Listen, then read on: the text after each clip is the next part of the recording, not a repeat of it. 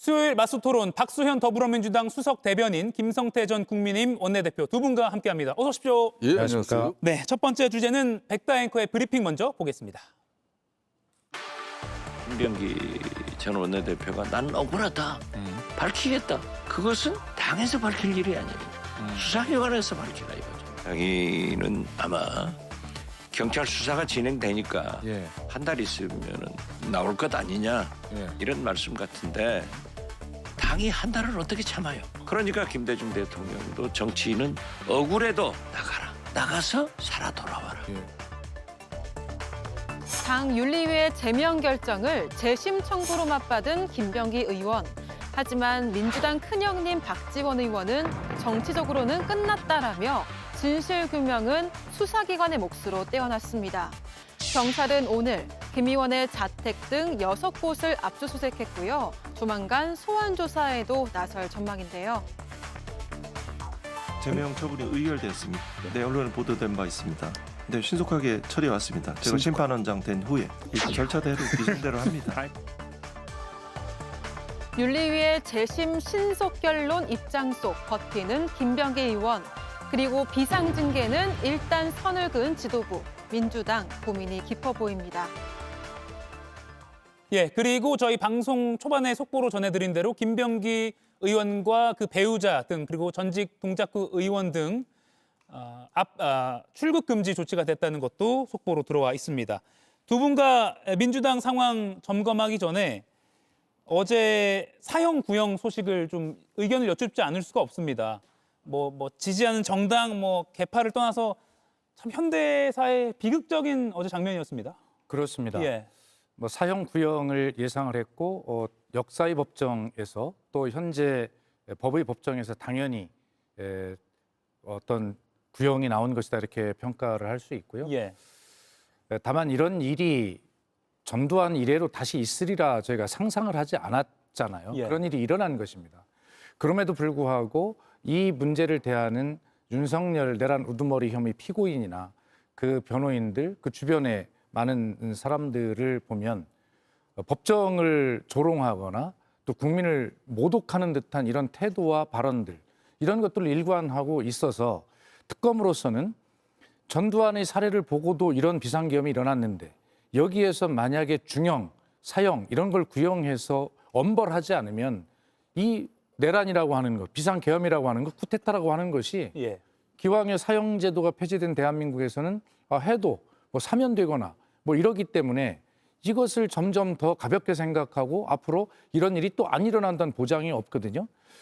어떤 특검보의 그 구형 이후에서 정확히 그런 설명이 있었어요. 그렇기 때문에 아주 그 일벌백계, 엄벌, 이 역사의 법정 이런 어떤 뜻으로 사형 구형을 명확하게 하고 2월 19일 날 법원에서도 이런 중형이 선고가 되어서 다시는 이런 일을 꿈을 꿀 수도 없도록 하는 그러한 역사의 정리가 필요하다라고 예. 하는 차원에서 어제 사형 구형은 매우 적절했다 이렇게 생각을 합니다. 그럼 선고도 구형량대로 돼야 한다. 당연히 그렇습니다. 예, 김성태 의원님 예상하셨어요?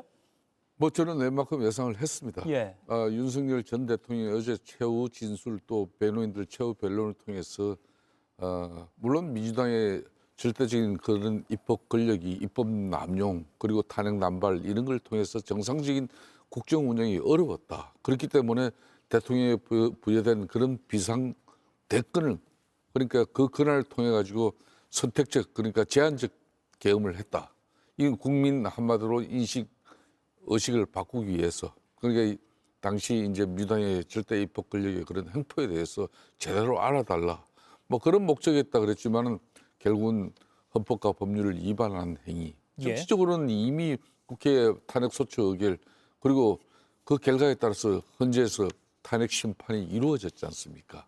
그 이후에 본인의 이제 내란죄 행법적인 어떤 그 판단을 이제 재판부가 하게 되는 것인데 저는 그런 측면에서 이제 헌정 질서 파괴에 대한 그런 특검의 처벌 의지가 명확한 것이고 두 번째는 이제 이게 참 보수 진영으로서는 뼈아픈 대목입니다. 정확하게 30년 전에 또 전두환 노태우가 이 법정에서 사형 무기징역을 받았거든요. 똑같은 417호 법정이었죠. 그렇습니다. 예. 그게 또 30년 만에 또 이제 물론 전두환 노태우는 보수의 가치 직접적인 선출에 의해서 그런 어떤 기반은 아니지만은 이렇게 또 이제 30년 만에 이런 또 국민적으로 불행하고 또 보수 우파 진영으로서는 정말 참담한 그런 결과를 이렇게 또 어제 또 맞이한 그런 부분에 대해서 예. 정말 국민들에게 송구스럽죠. 저는 본인이 이제 뭐 이제 2월 중순쯤에는 1심 선고가 나겠습니다만 예. 그래도 어제 마지막 최후 진술에서는 13 비상계엄 그 오판에 대해서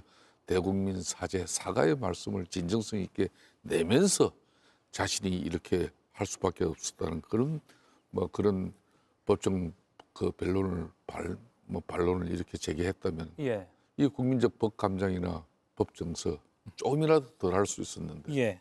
참 여러 가지 참 안타까운 대목이 너무 많았어요. 예. 어제 뭐 궤변 수준이었다는 평가가 국민의힘 쪽에서 나옵니다. 권영진 의원도 감옥에 있으면서 잘못된 정보들이 계속 주입됐는지 스스로 자기 행위를 정당화하려다 과대망상증으로 간 것 같다 이렇게 평가를 하기도 했습니다.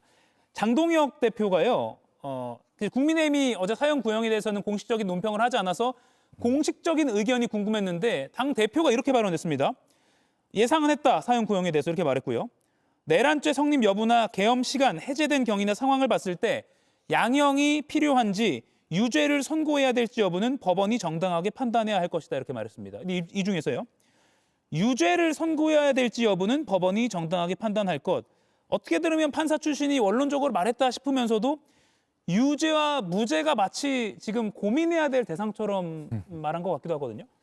그러니까 지금 우리가 좀 이따 뭐 이야기를 할지도 모르겠습니다만은 국민의힘의 당원 게시판에서 비롯된 한동훈 전 대표에 대한 뭐 제명 이런 것들을 쭉 살펴보면서 과연 장동혁 대표가 12.3 불법 비상계엄에 대해서 사과를 한다고 할 수 없이 마지못한 사과를 하긴 했지만 과연 이것이 진심일까? 진심이 아니다라고 하는 것이 바로 이런 것들을 통해서 밝혀지는 거예요. 윤석열 전 대통령에 대한 그것도 자당이 배출한 그 전 대통령이 내란 우두머리 혐의로 사형을 구형받는 그날 바로 그 시간에 가서 당원 게시판 문제를 가지고 제명을 하는 이런 결정을 하면서 예. 바로 이런 역사적인 문제에 대해서는 이런 반구 그 흔한 논평 한 줄 하지 않았잖아요. 어떻게 거기서 입장을 내지 않을 수 있습니까? 그렇기 때문에 그 장동혁 대표의 사과가 정청래 대표의 말대로 썩은 사과 아니냐라고 그렇게 조롱을 받을 수밖에 없는 거죠. 그것을 지금 앵커께서 말씀하신 이 말로 증명을 본인이 스스로 하고 있는 것입니다. 예. 이것이 어떻게 유죄 무죄의 영역입니까? 이런 것들에 대해서 판사 출신이라고 하는 장동혁 대표가 이렇게 말을 하면 안 돼요. 그래서 국민의힘이 장동혁 지도부가 적어도 장동혁 지도부가 이런 어떤 내란과 절연하고 윤석열 세력과 절연하는 이러한 모습을 보일 가능성이 전혀 없다라고 하는 것이 이 말로 증명이 됐다 이렇게 생각을 합니다. 예.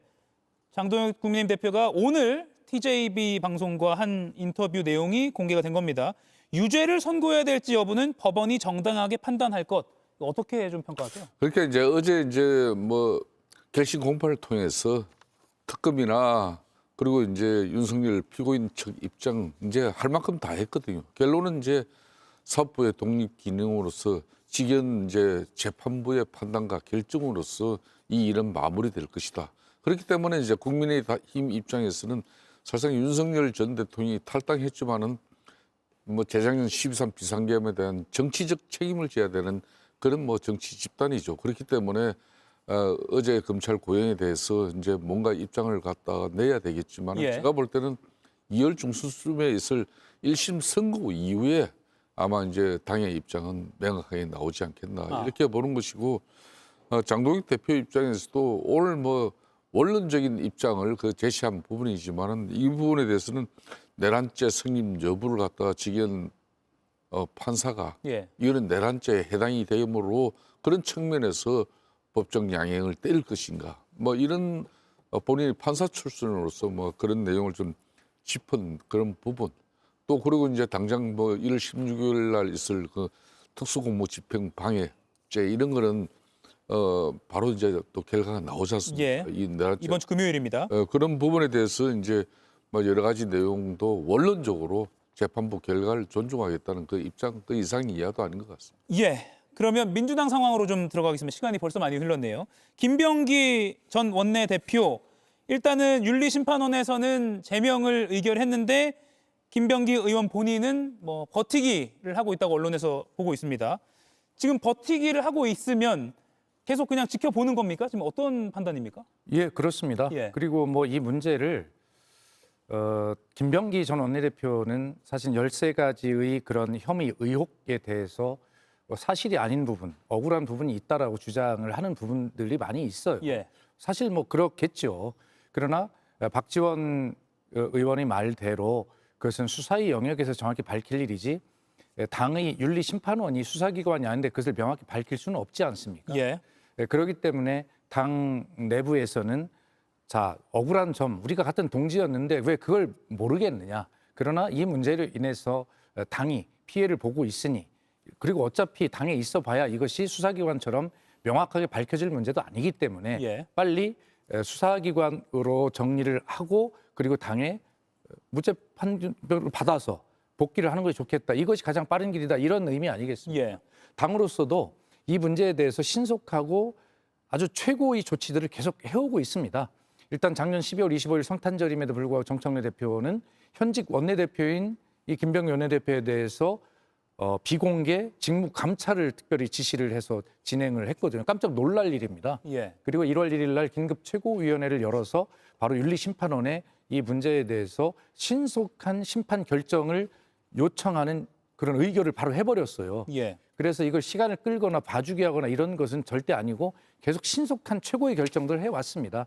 그리고 재심 신청도 당규에 보장이 돼 있는 본인의 권리이기 때문에 하는데 박지원 의원 말대로 사실은 1월 12일 윤리심판원의 제면 결정으로 정치적 판결은 끝났다고 생각을 하는 것입니다. 예. 다만 본인에게 주어진 이 본인의 어떤 소명 기회를 갖는 재심 절차 이것이 남아 있는데 이것은 최고 빨리 해봐야 1월 29일 날 윤리위원회가 잡혀 있기 때문에 예. 그것도 가장 빠르게 잡힌 겁니다.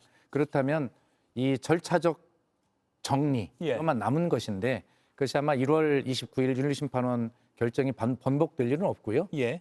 제명으로 다시 재심해서 확인이 되면 바로 최고위원회 다음 날 보고하고 그 다음 의원총회에 올려서 의원들 전체 투표를 거쳐서 2분의 1 이상의 찬성으로 확정하는. 예. 그래서 1말 2초 요 사이면 그 절차적 결정까지 다 끝나게 되어 있고 이게 가장 빠른 속도로 진행이 되고 있는 것입니다. 예. 하나 궁금한 게 그러면 지금 재심을 어차피 갖춰진 절차니까 보장을 해준다고 하면 1월 말 뭐 30일쯤에 의원총회가 열린다고 치면요. 네.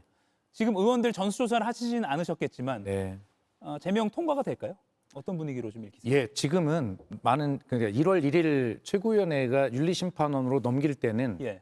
그때만 해도 사실은 많은 의혹들이 더 제기가 되지 않은 상황이었기 때문에 의원들 사이에 그 과반수 문제가 사실 고민스러웠던 그런 상황이죠. 예. 그러나 그 뒤에 새로운 의혹들이 계속 추가가 되고 당에 부담이 되면서 김병기 원내대표의 어떤 원내대표로서의 공에 대해서 평가를 하더라도 이 문제는 차원이 다르다라고 생각하는 의원들이 대다수이고 예. 정청래 대표에게 집단적으로 탈당 촉구를 하겠다는 그런 서명 움직임 그리고 심지어는 집단적으로 제명 요구를 하겠다라고 하는 그런 움직임도 상당 부분 있었기 때문에 그렇게 해서 의원총회에 올라가면 어쨌든 2분의 1 이상의 찬성으로 제명이 확정되는 것에는 문제가 없다 이렇게 보고 있습니다. 아, 그렇군요. 분위기가 그렇군요.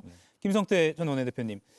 근데 보통은 당을 탈당해서 나의 무죄를 밝힌 다음 돌아오겠다 뭐 이런 수순이 있잖아요. 흔히 말하는 정치인은 선당 후사란 말을 늘 즐겨 쓰잖아요. 예.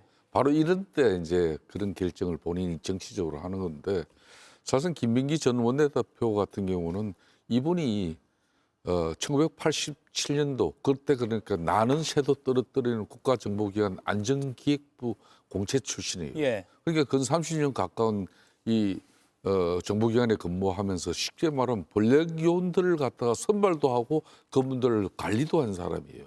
그러니까 그 권력요원들을 얼마나 관리가 힘들고 이 사람들 고충과 애로를 또 잘 챙겨주지 않으면 그 나중에 그 정보기관 조직의 문제도 생긴다는 걸 누구보다 잘 알기 때문에 그러니까 지금 이제 민주당이 고민하는 부분은 그 김병기 전 원내대표 이문이 그러니까 지난 총선 때 친명행제 그러니까 비명 행사를 시킨 장본인이란 말입니다. 예. 그러니까 이제 지금 대통령이신 이재명 대통령의 복심이라고 해도 과언이 아니에요. 인사검증위원장을 맡았기 때문에. 그러니까 지금 170여 명에 달하는 민주당 의원들의 속속들이 한 명 한 명의 속 사정을 다 들여다본 사람이에요. 그리고 이재명 당시 대표가 대통령이 되는 과정에서도 이 사람 적극적으로 깊이 또 관여가 된 사람이에요. 그런 측면에서 이 국정원의 권력요원을 관리한 이 사람을 당에서 함부로 지금 이제 내치지 못합니다. 그러니까 지금 민주당의 가장 큰 고민은 이게 이제 12일 날 이제 징계 이제 제명 처분 결정이 났잖아요. 예. 그럼 뭐 일주일 이내에 재심 신청을 하면은 민주당 당원 당규는 이게 롱타임이에요. 60일까지 이내에 이제 심사할 수 있도록 60일까지도 갈 수 있거든. 예. 그런데 지금 김병기 공청원 헌금 이 의혹 같은 경우는 지금 현재 6.3 지방선거가 5개월도 채 남지 않은 시점에서 조금이라도 오래 가면 지금 야당 입장에서는 특검을 하자는 거 아닙니까? 이 특검 요구를 갖다 수용하기 않으려면은 당 내적으로 자정 노력을 먼저 해야 되는 그 정치적 부담이 민주당이 클 수밖에 없는 거예요. 그런 측면에서 하루라도 본인이 빨리 자진 탈당을 하주든지 안 그러면은 우리 정청래 당 대표가 지금 이제 최고위에서 비상징계. 비상징계권을 갖다 행사해가지고 예. 이걸 빨리 이제 결정을 하는 수밖에 그 양단의 결정밖에 없는 거예요. 예. 그런데 김병기 전 원내대표는 나는 죽어도 뭐 내 발로 걸어서 탈당을 하지 않겠다 그러니 지금 난감한 처지는 처지죠. 비상징계는 일단 안 하는 것으로. 그렇습니다. 비상징계를 하지 않더라도 아까 말씀드렸듯이 지금 국민의힘 일각에서는 민주당이 그런 약점이 있어서 이것을 시간을 자꾸 뭉개는 거 아니냐 이런 자꾸 의혹, 음모론 같은 의혹을 제기하는데 아까 말씀드렸듯이 예. 민주당은 절대 그런 적이 없고 12월 25일의 조치나 1월 1일의 조치, 1월 10일 결정 이런 것들에 그리고 1월 29일 날 재심 결정을 최고 빠르게 한다는 이런 일련의 과정을 볼 때 그런 것은 과한 이제 음모론적 제기고요. 가장 신속하게 최고의 조치들을 빠르게 해왔다 이렇게 말씀드리겠습니다. 예. 이가혁 라이브를 시청해 주셔서 고맙습니다. 이가혁 라이브는 평일 오후 5시 TV와 유튜브로 실시간으로도 함께 하실 수 있습니다.